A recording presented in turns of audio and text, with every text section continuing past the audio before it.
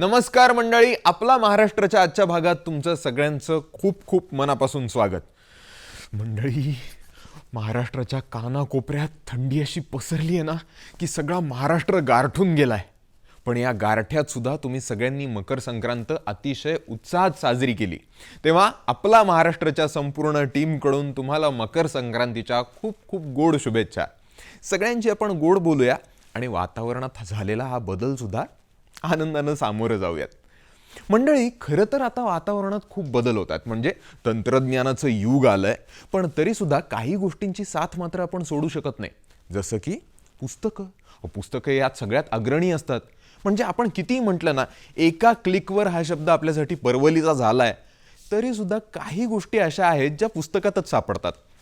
आणि म्हणूनच अशी काही लोक आहेत जी पुस्तकं प्रकाशित करतात, प्रसिद्धीस आणतात आणि वाचकांना वाचण्यास प्रवृत्त सुद्धा करतात. म्हणूनच तर वाचन संस्कृती अजून जिवंत आहे ना. याचंच एक उत्तम उदाहरण म्हणजे भरारी प्रकाशन आणि कोकण मराठी साहित्य परिषद मुंबई यांनी एका नुकतंच पुस्तकाचं प्रकाशन केलं. आता या पुस्तकाचं नाव होतं गोष्टी पलीकडचे महाभारत आणि लेखिका होत्या स्वाती काळे.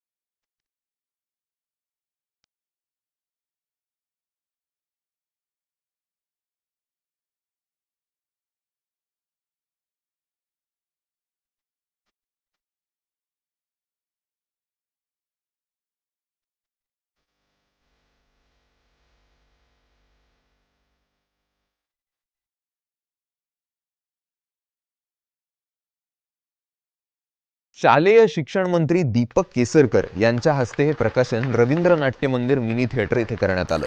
या कार्यक्रमात इतर सांस्कृतिक कार्यक्रमही सादर करण्यात आले. मान्यवरांची उपस्थिती आणि मार्गदर्शन हे देखील या कार्यक्रमाचं प्रमुख आकर्षण होतं. 4-4 वर्ष संशोधन करून एखादं पुस्तक लिहिणं हे महाकठीण काम असतं. त्याच्यासाठी खऱ्या अर्थाने त्या विषयामध्ये आपलं मन ओतायला लागतं. आणि तसं ते निश्चितपणे कारण मी अजून पुस्तक वाचलेलं नाही, परंतु निश्चितपणे मला असं वाटतं की त्यांनी त्याचं ते मन ओतून हे पुस्तक लिहिलेलं असणार.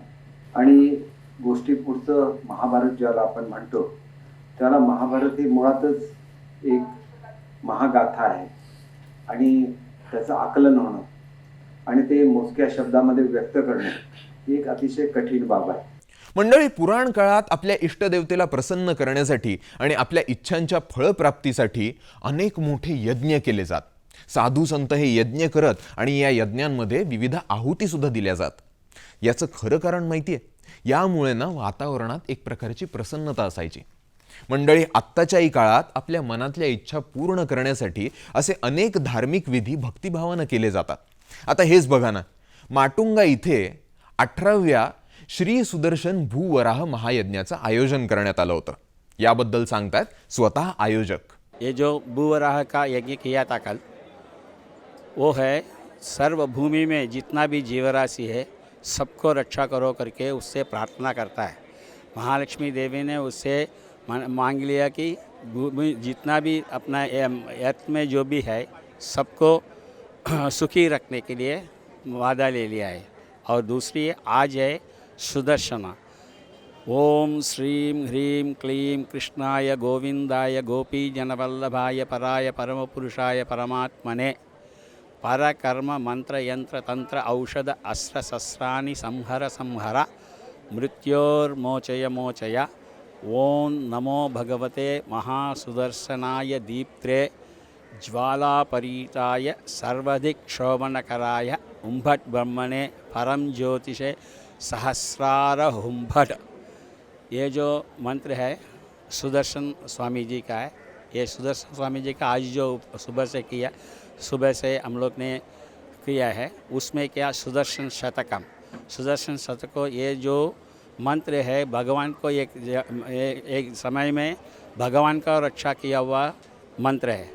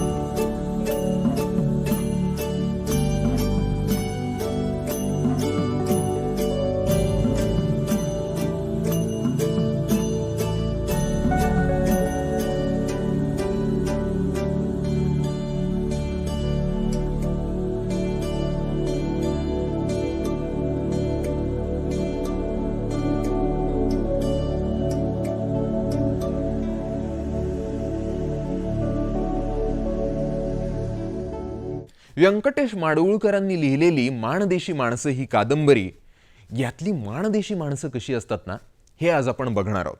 म्हणजे खरं तर ही माणसं अगदी माणसांसारखीच असतात, पण प्रत्येक प्रांतातला एक त्यांचा वेगळा गोडवा असतो की नाही। काय काय काय नाही नाही नाही, तुम्ही असं म्हणाल की आपल्याला ही माणसं बघायला माणदेशात जावं लागणार आहे का? तर नाही, आपल्याला जावं लागणार आहे इथे मुंबईत रवींद्र नाट्य मंदिरमध्ये। माणदेशी महोत्सवाचं आयोजन करण्यात आलं होतं इथे रवींद्र नाट्य मंदिर इथे। चला तर मग या महोत्सवालाच भेट देऊया।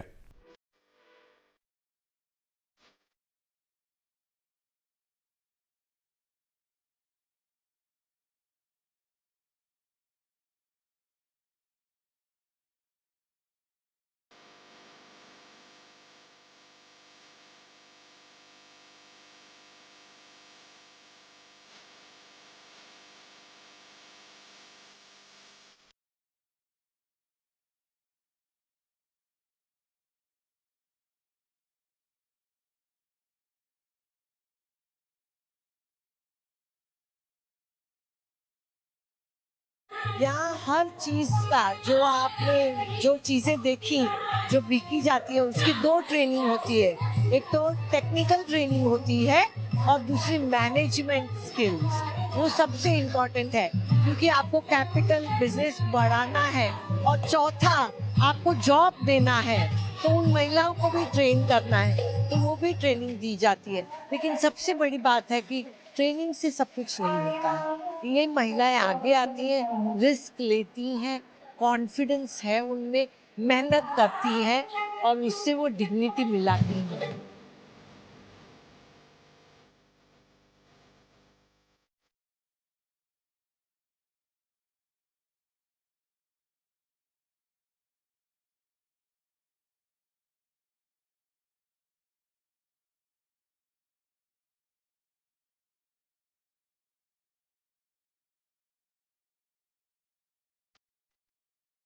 आमच्याकडं 9 प्रकारचे तेल बनतात.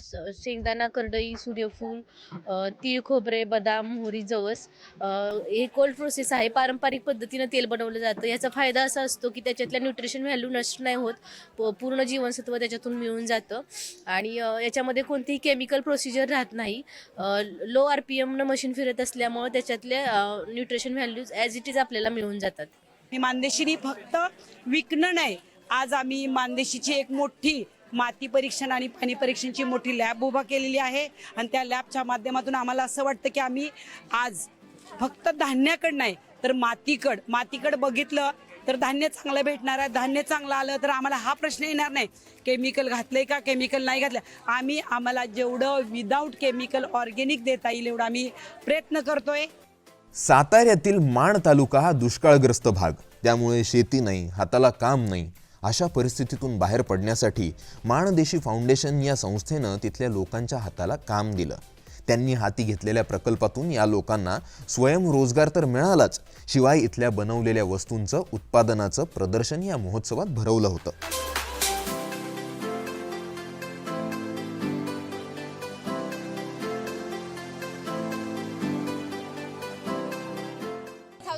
में मुझे एक बेस्ट उद्योजिका करके मानदेशी ने पुरस्कार दिया था. तभी मैंने ऐसे ही स्टेज पर पुरस्कार लेते समय बोला था कि मैं ऑनलाइन पेमेंट करती हूँ और डिजिटल का यूज़ करती हूँ. तो तभी हमारी मानदेशी में मुझे एक डिजिटल प्रोग्राम में काम करने का मौका मिल गया और अभी हमने हजारों ऐसी महिला है उनको डिजिटली ट्रेनिंग किया है.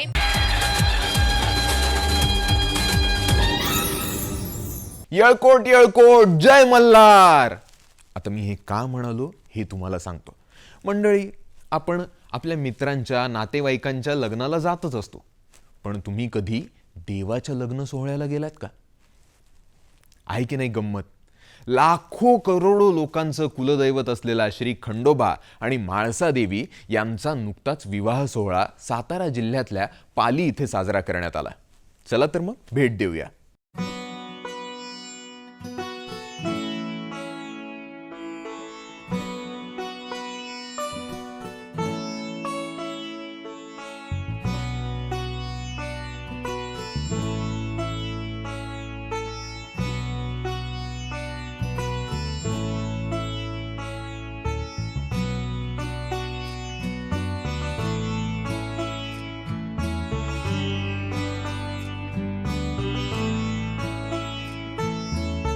येळकोट येळकोट जय मल्हारच्या जयघोषानं सारं वातावरण दुमदुमून गेलं होतं. महाराष्ट्र, कर्नाटक आणि आंध्र प्रदेशातले भाविक मोठ्या प्रमाणात या सोहळ्यास उपस्थित होते.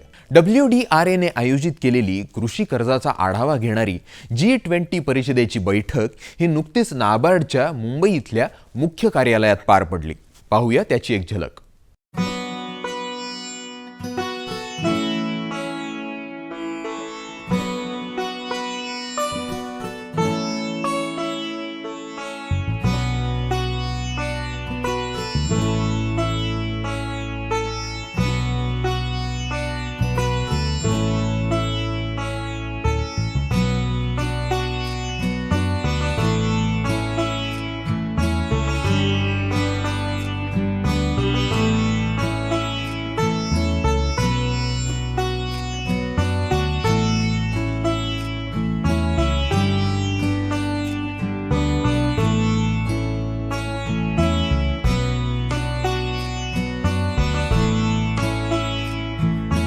हमारा यही उद्देश्य था कि फार्मर को जो पोस्ट हार्वेस्ट फाइनेंस जो देना है उसको कैसे बढ़ाएं.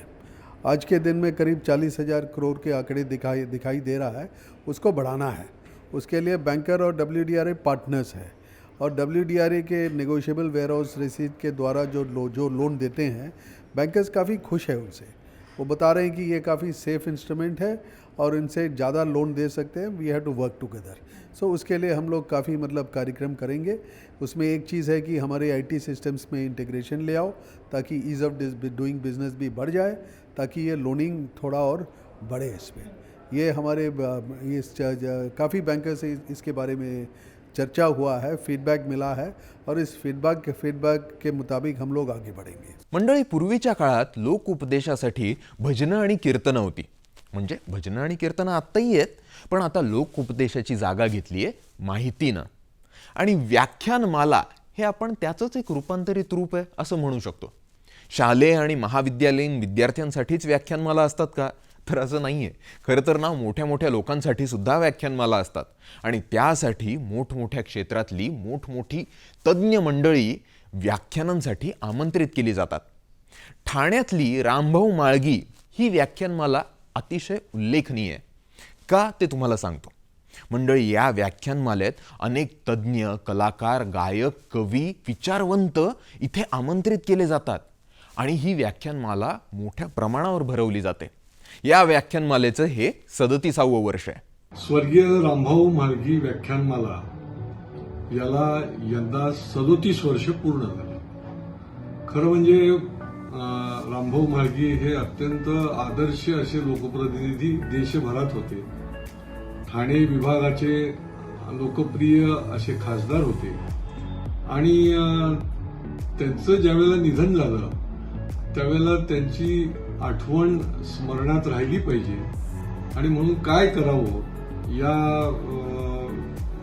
हेतूने आम्ही एकदा सगळी तरुण मंडळी त्यावेळेला, कारण की मी रामभाऊंचं बोट धरूनच या कामामध्ये आलो, तर आम्ही सगळी तरुण मंडळी शेकोटीच्या भोवती जमलो होतो आणि त्यावेळेला आमचं 37 वर्षापूर्वी हा विचार पुढे आला, हा प्रस्ताव पुढे आला की त्यांचा कुठेतरी पुतळा उभारायचा किंवा एखाद्या रस्त्याला किंवा पुलाला नाव द्यायचं, याच्यापेक्षा अजून आपण काही करू शकतो का. आणि त्याच्यातून रामभाऊ म्हाळगी व्याख्यानमालेची हे व्यासपीठ आणि त्याची कल्पना जी आहे ती पुढे आली.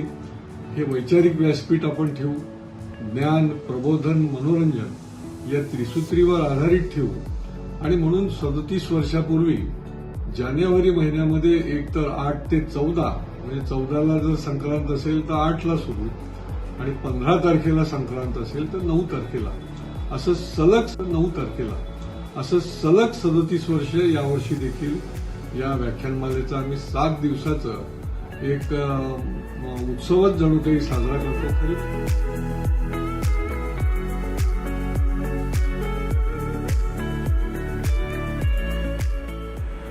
मी आयुष्यात पुस्तक वाचलं नव्हतं कुठलं जावांतर, पण त्या मित्राने दिलं म्हणून मला कायम वाटतं की सत्संग फार महत्त्वाचा आहे आयुष्यामध्ये.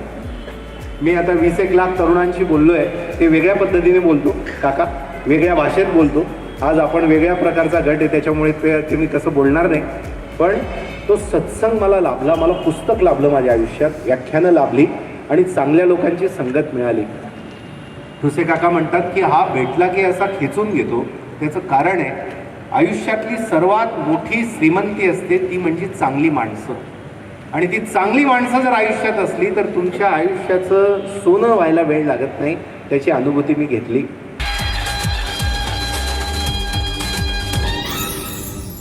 मंडळी, प्रसिद्ध लेखक पु ल देशपांडे नेहमी म्हणायचे की आपण आयुष्यात निदान एक कला तरी जोपासली पाहिजे. असे अनेक कला प्रकार आपल्या आजूबाजूला सतत घडत असतात. आपण निदान त्या कला प्रकारांना उत्तेजन दिलं पाहिजे आणि त्यांचं कौतुकही केलं पाहिजे. असाच एक वेगळा कला प्रकार घडलाय फाईन आर्ट सोसायटीच्या RCF अकॅडमी हॉल, चेंबूर इथे. वयाच्या 12व्या वर्षीपासून भरतनाट्यम या नृत्य प्रकाराचं प्रशिक्षण घेणाऱ्या साक्षी अशोक या तिथे सादरकर्त्या होत्या.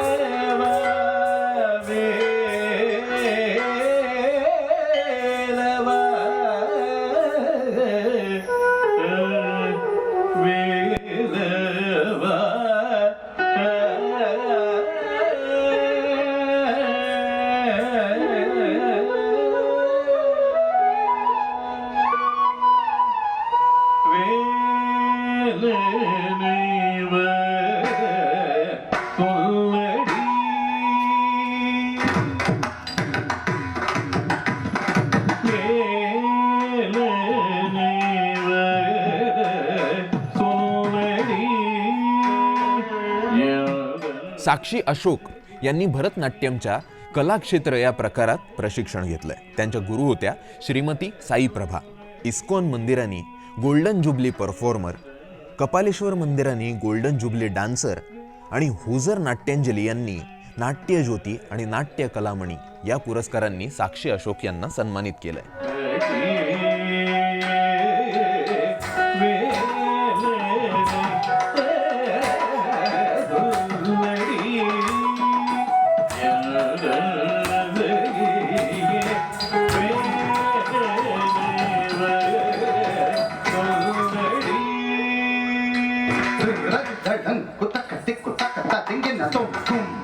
गायन क्षेत्रात अनेक पिढ्या आपलं वर्चस्व गाजवणारे उस्ताद गुलाम मुस्तफा खान यांची नुकतीच दुसरी पुण्यतिथी साजरी करण्यात आली.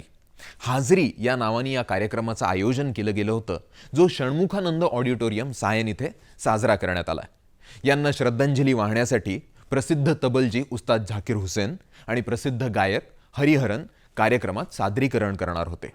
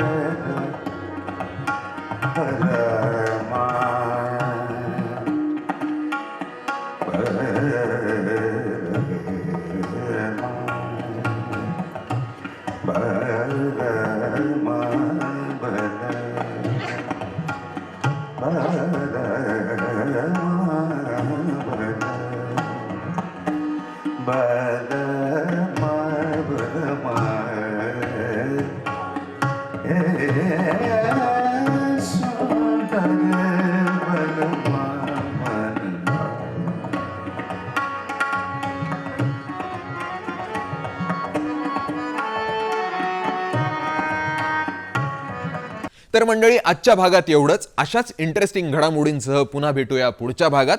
तोपर्यंत बघत राहा आपला महाराष्ट्र आणि सह्याद्री वाहिनी.